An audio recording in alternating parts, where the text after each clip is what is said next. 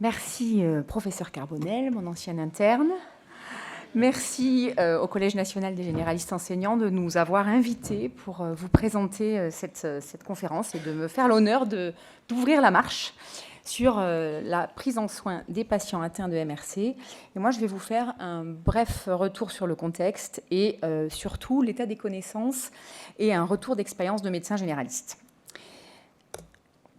J'ai des conflits d'intérêts qui sont assez récents parce que j'ai travaillé dans le cadre de ma thèse de sciences sur la maladie rénale chronique et notamment la gestion des patients en stade précoce à modéré par les professionnels de soins primaires et j'ai pu participer à des webcasts et des webinaires dans ce cadre-là.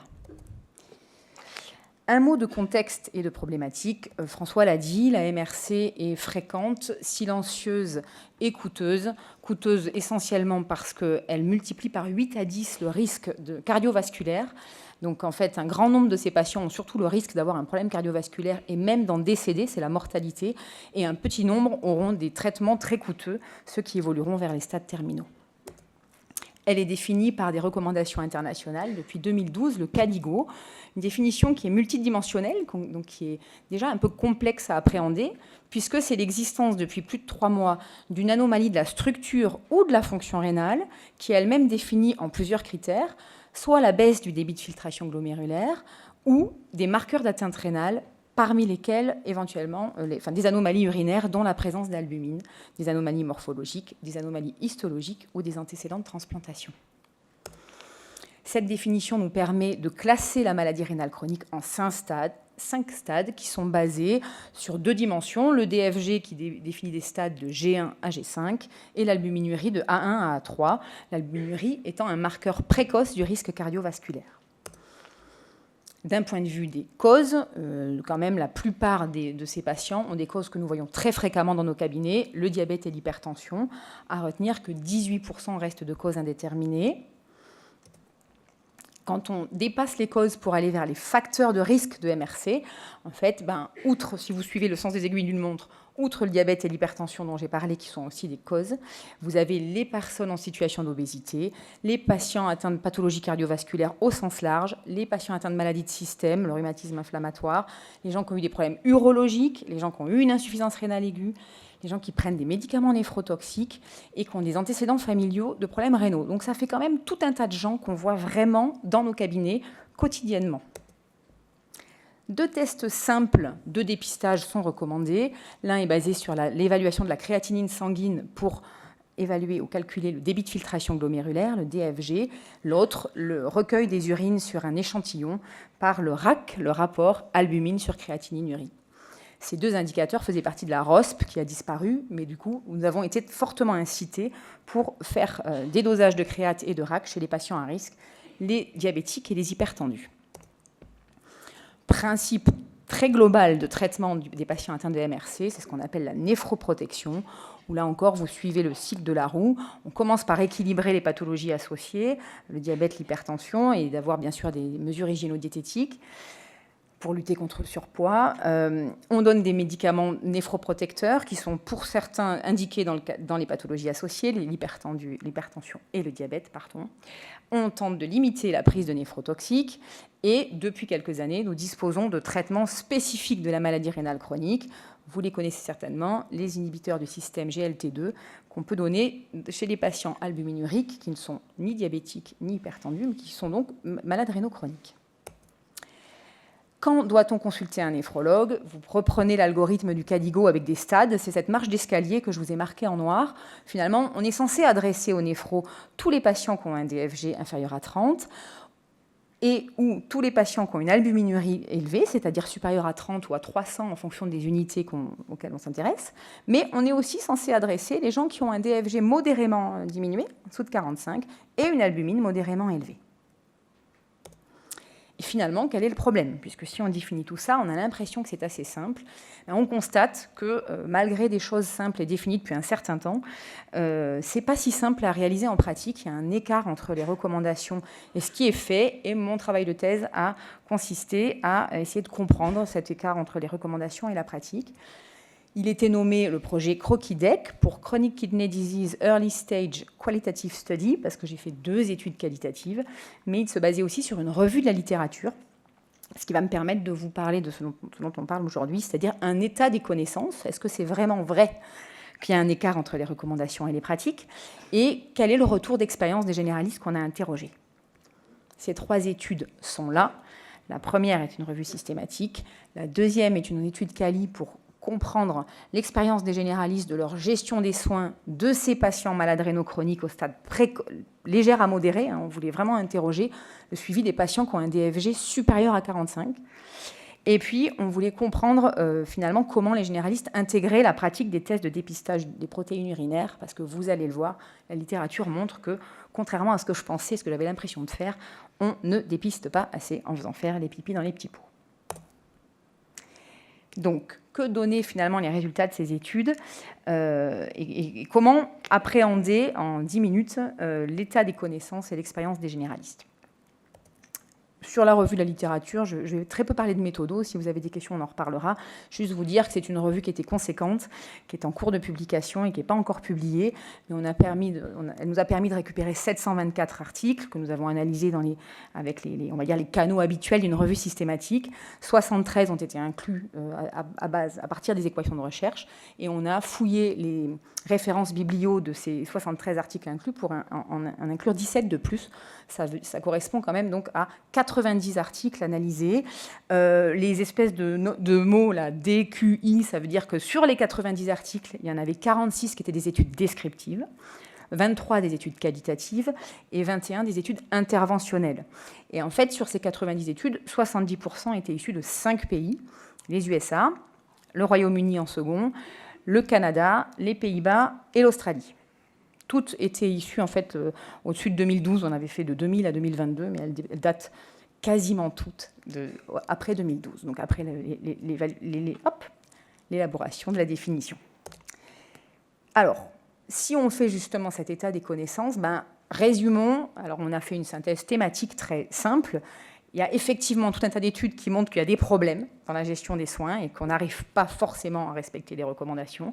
Mais il y a tout un tas d'études qui essayent de tester des stratégies pour optimiser la gestion des soins de ces patients.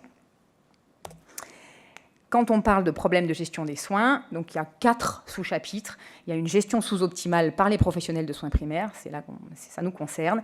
Il y a un parcours de soins qui est difficile à mettre en œuvre, ça a des conséquences pour les patients. Et du coup, les professionnels ont pu exprimer des besoins à ce sujet auxquels, vous verrez, mes consoeurs oratrices vont pouvoir répondre.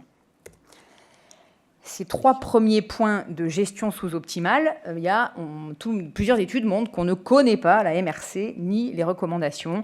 Je vous ai juste mis des pays pour que vous voyez, ce n'est pas une problématique du tout uniquement française. Les études descriptives montrent que les recommandations ne sont pas respectées, que ce soit pour le diagnostic ou pour le suivi. On ne fait pas les tests biologiques comme on devrait le faire. Et surtout, on a du mal à identifier les stades précoces dans nos dossiers médicaux.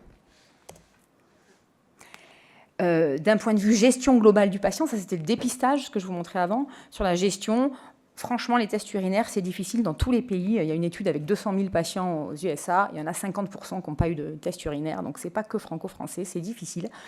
Ça, c'est ubiquitaire. Le suivi biologique n'est pas conforme aux recommandations. Les gestions des thérapeutiques ne sont pas optimales, là encore, par rapport aux recommandations. Et du coup, la gestion des pathologies associées non plus. Quels sont les freins? Les études Cali nous rapportent quelques freins par les professionnels.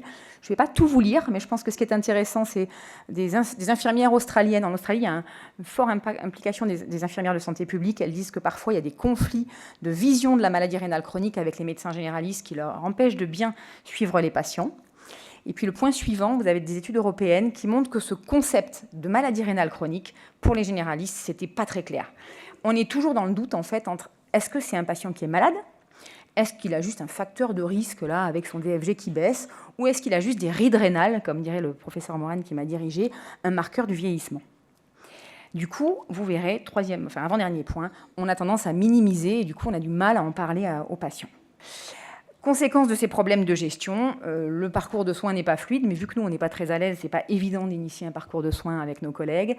Donc, on constate qu'on n'adresse pas les bonnes personnes aux néphrologues, c'est-à-dire qu'ils reçoivent encore des gens qui ont évolué trop tard, trop vite, et ils suivent tout un tas de gens qu'on pourrait suivre, nous, et que nous ne suivons pas. Après, étude intéressante, encore une grosse étude américaine, qui montre en même temps que si on appliquait complètement les recos du CALIGO, il n'y a pas assez de néphro aux États-Unis pour voir tous les patients. Donc, c'est la limite des recommandations qui sont des fois une théorie vers laquelle on suit. La coordination n'est pas simple, notamment la cogestion et l'identification des rôles de chacun. Ceci a des implications pour les patients. Vu que nous, on a du mal à reconnaître et à en parler, les patients, les études qui sont intéressées à comment les patients voient ça, ils n'ont pas vraiment conscience de ce que c'est que la maladie rénale chronique. Ils se sentent peu informés, peu impliqués. Et retenir juste les freins et les leviers d'autogestion. On ressort toujours la communication et notamment l'approche centrée patient et la communication centrée patient. Ce qui est intéressant, c'est que des freins des généralistes, c'est de dire l'annonce de la maladie rénale chronique, je ne suis pas à l'aise parce que je ne suis pas sûre que je ne vais pas inquiéter le patient à tort. Mais les patients vous disent, même si c'est un choc quand on me l'a annoncé, c'est le seul moyen pour moi que j'ai d'agir et d'essayer de me dire qu'il y a des choses à faire pour limiter la casse. Là encore, pour terminer, avant de vous parler des études Cali ou des stratégies d'abord d'optimisation, que disent les professionnels sur le sujet quand on leur dit « bon, c'est la galère, mais de quoi vous avez besoin ?» Les généralistes disent qu'ils ont besoin d'outils intégrés dans leur logiciel. Ils disent qu'il y a besoin d'outils d'autogestion à destination des patients et des outils de coordination avec leurs collègues. Et puis, alors, le besoin de personnel qualifié, ce n'est pas forcément personnel salarié, c'est de travailler en pluriprofessionnalité avec des gens qui nous aident à suivre les patients malades rénaux chroniques. Encore plus rapidement, condonner les études sur... Bon, il y a des galères, mais il y a des choses à mettre en place. Donc là, vous allez voir, on a toutes les études interventionnelles, quelques études descriptives et des études Cali. Et finalement, qu'est-ce qui fonctionne? Parce que vous allez voir, il y a plusieurs choses qui ont été testées. Cette diapo, je ne sais pas si elle est très lisible pour vous. Mais en gros, il y a 6 types d'interventions. Je vais revenir juste sur les 4 dernières, parce que les 2 premières, que ce soit la formation des professionnels de santé ou les campagnes de dépistage, n'ont pas fait beaucoup de preuves, ou en tout cas, les coûts n'ont pas été évalués. Donc, on va s'intéresser juste à celles qui ont un certain impact. Les outils d'aide aux professionnels de soins primaires fonctionnent, en tout cas pour ce qui est des outils d'aide à la décision clinique qui peuvent améliorer le dépistage et le traitement sur 2 études on va dire de force méthodologique au Canada. Les indicateurs de paiement à la performance, ça améliore le dépistage, mais que chez certaines personnes. La gestion pluriprofessionnelle, on voit bien que les infirmiers et les IPA, en coordination avec les médecins généralistes, ont montré un intérêt, un impact pour aider à l'identification et à la gestion. Et bien sûr, le lien avec le néphrologue, même si ce n'est pas pour suivre les stades précoces, le fait de pouvoir discuter avec un néphrologue en se disant « tiens, celui-là, j'hésite », on voit bien que dès qu'on travaille, qu'on se parle et qu'on essaye de travailler ensemble, ça marche mieux. L'éducation des patients, tout ce qui est proposé montre toujours un intérêt, quelle que soit l'intervention d'autogestion qui a été testée. Et pour terminer, en fait, ce qui fonctionne le mieux et qui étaient les essais avec la plus grosse force méthodologique, en tout cas les essais randomisés, c'était la combinaison d'outils, ce qu'on appelle les interventions multimodales, c'est-à-dire d'avoir certainement à disposition des professionnels ou des patients des outils, une formation à cet outil et du lien humain. On parle notamment de facilitateurs de pratique pour identifier dans les cabinets médicaux des référents en maladie rénale chronique, par exemple, mais il y a d'autres initiatives. Voilà donc l'état des connaissances de la revue systématique qu'ont pu apporter les 2 études Cali que nous avons faites sur le sujet et qui ont été toutes les 2 publiées dans des revues de néphrologie, une européenne pour la première, une américaine pour la seconde. Alors, ça va être très rapide aussi, je ne vais pas m'épancher, mais ça va un peu donner à voir les résultats de la revue systématique, enfin éclairer, pardon. Donc les généralistes français de l'étude nous disent qu'ils ont des difficultés effectivement à considérer ce concept de maladie rénale chronique parce que pour eux, ils ne sont jamais sûrs que ce soit une maladie, ils ont tendance à minimiser et en fait, ils trouvent que ce qui est le plus difficile, c'est est-ce que c'est vraiment une entité clinique? Parce qu'on a des doutes sur le diagnostic, sur l'étiologie et sur le pronostic. On ne sait jamais si ces gens vont évoluer, donc on n'est pas à l'aise. Second point, ils disent que pour eux, c'est bien les malades rénaux chroniques, conformément au RECO, il faudrait un accompagnement personnalisé vers la néphroprotection. C'est parfait, c'est la petite roue que je vous ai présentée. Mais là encore, dans notre expérience, on voit que c'est difficile en pratique parce qu'on a l'impression qu'il faut toujours être vigilant chez ces patients, qu'il faut toujours regarder le DFG, le potassium, et qu'en fait, pour les généralistes, ils disent que des fois, c'est un investissement au long cours qui est contraignant d'arriver à toujours penser à suivre cette fonction rénale et à ne pas l'oublier. C'était les 2 points sur la première étude, je ne vous ai pas donné tous les résultats. Et l'étude sur le dépistage urinaire, alors que je me souviens quand on avait lancé le sujet, j'ai dit mais bien sûr qu'on fait les dépistages urinaires, on est payé pour. Donc pourquoi tu nous dis qu'on ne les fait pas? J'ai dit à mon directeur de thèse. Bon, la revue de la littérature étant faite, j'ai bien vu qu'il avait raison. En fait, les généralistes disent oui, on fait des tests de dépistage urinaire parce que c'est un outil qu'on a intégré dans nos bilans, c'est systématique, ça dépiste les atteintes rénales, donc ils ont tout compris. Mais ils disent bon, c'est chez les patients à risque. Et c'est qui les patients à risque? C'est les diabétiques et les hypertendus, parce que la Sécu nous demande de le faire. Donc on voit bien que le côté indicateur de performance qui nous dit qu'il faut le faire chez les diabétiques et les hypertendus, sachant qu'on a des chiffres et qu'on n'est pas très bon, ça limite un peu le fait qu'on reconnaisse tous les patients à risque. En pratique, sur ces stades précoces, en plus, les généralistes disent quand on voit ce qui se passe, en fait, on trouve qu'on n'a pas beaucoup d'interventions, à part cet accompagnement vers la néphroprotection, qui est pourtant crucial. On trouve que les spécialistes, ils ont une attitude un peu attentiste, ils ne font pas grand-chose de nos albuminuries un peu élevées qu'on leur envoie. Donc, en fait, on n'a pas perdu, je m'inclus complètement dedans, on n'a pas perçu l'intérêt pratique du dépistage urinaire. Et parce qu'à l'époque, c'était 2022, on n'avait pas vraiment intégré les nouvelles thérapeutiques. On sait qu'il y a eu des problèmes de prescription. Au début, ce n'était pas nous qui pouvions les prescrire, etc. Donc ça peut ne plus être ce que vous vivez, vous, au quotidien. Enfin, troisième point français, le fait qu'en France, il y a eu plusieurs tests urinaires qui ont été recommandés dans le temps de manière inconstante. Le fait que les biologistes aient une certaine autonomie par rapport à nos prescriptions, j'ai vu le temps, j'ai presque terminé. Et, ils ont une autonomie pour changer nos tests. Des fois, le généraliste, il dit je mets une microalbuminurie, puis il me fait un RAC, je ne sais pas ce que c'est qu'un RAC. Bref, tout ça, ça entretenait une certaine confusion dans l'esprit des généralistes. Et du coup, ils ne savaient pas trop interpréter les tests urinaires. Et du coup, on adresse un peu de manière qualitative. On ne faisait pas trop attention au stade de l'albumine. Allez, je passe. Synthèse et discussion avant d'ouvrir la parole à mes consoeurs. Donc finalement, à quoi ça sert tout ce que je vous ai exposé? À part à pointer qu'il y a un écart entre les recommandations et la pratique, mais peut-être qu'il y a des choses à faire. C'est une maladie invisible et effectivement, on a beaucoup insisté sur diabète et insuffisance cardiaque. On est content de voir qu'aujourd'hui, la maladie rénale chronique va aussi être intégrée dans nos tutelles pour une maladie prioritaire. On sait que les généralistes nous ont dit, mais en fait, la néphro, on ne comprenait rien, le tubule et le glomérule, ce n'était pas clair pour moi. Donc, je pense qu'aujourd'hui, c'est différent, mais il y a eu un enseignement de la néphro qu'on pourrait peut-être contextualiser au diabète et à l'hypertension, qui est probablement déjà fait, qui rendra les choses peut-être plus claires, et puis d'insister sur la place de l'albuminurie. Les généralistes disaient vouloir avoir des recommandations claires et synthétiques, et je ne peux pas ne pas vous diffuser ce petit QR code, vous la connaissez sûrement, la fiche outil du Collège de la médecine générale qui a été faite, qui reprend toutes les recommandations et qui nous dit finalement qui donner à quoi et comment évaluer l'albuminurie. J'ai vraiment 2 diapos et je termine, François. Le remboursement du RAC, ce n'était pas si simple parce qu'avant, il n'était pas remboursé chez tout le monde. Heureusement, vous confirmez, Marie, depuis peu, on peut prescrire un RAC à toutes les populations à risque. Donc, ça évitera aussi que le biologiste il change notre test, on fasse un RAC, il fasse un RPC, etc. Toutes les populations à risque dont j'ai parlé. Développer des outils d'aide à la décision clinique. Je laisse Ivani et Madame Essig en parler. Intégrer l'intelligence artificielle, vous avez vu, ça répondra aux besoins des généralistes. Et je vous remercie de votre attention et je m'excuse des 3 minutes de dépassement.